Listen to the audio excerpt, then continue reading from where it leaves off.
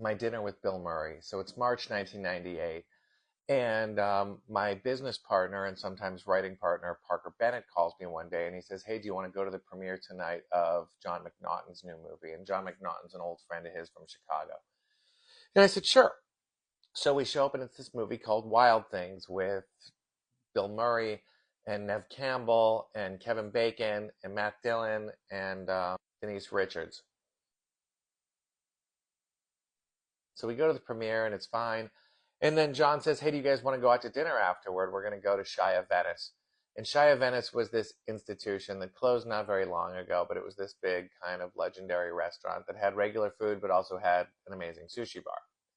So we get to the restaurant and there's maybe 8 of us at the table, one of whom is Bill Murray. And I sit next to Bill Murray and Parker sits across from him. On the way over to the screening, I said, "Didn't you grow up next door to Bill Murray on like Greenwood?" And he goes, "Yeah, don't mention it." I said, "Why would I not mention it?"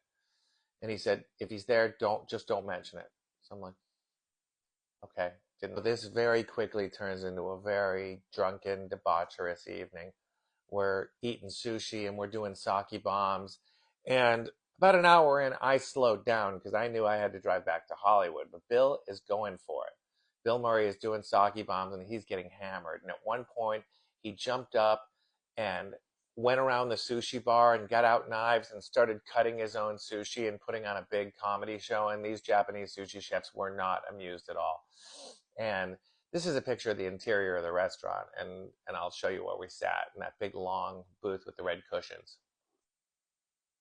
So I can't contain myself anymore. So I said, "Bill, you grew up next to Parker." And he goes, "No, no, we only had one next door neighbor, and it was this guy, Crazy Roger." And I go, "Roger's your dad?" And he goes, "Yeah." And then Parker shoots me a look.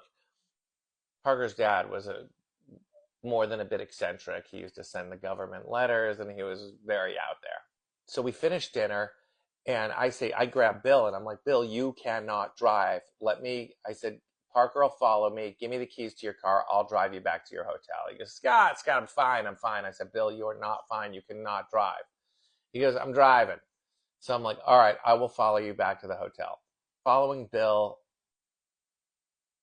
I still had my black Saab turbo at the time, and Bill's driving this gold Jag coupe, and I'm following him down Lincoln Avenue, and suddenly in the left-hand turning lane is closed, and there's a bunch of orange cones, and Bill just opens up his door and goes bum bum bum bum bum bum bum bum, bum and knocks down all the cones just to be funny.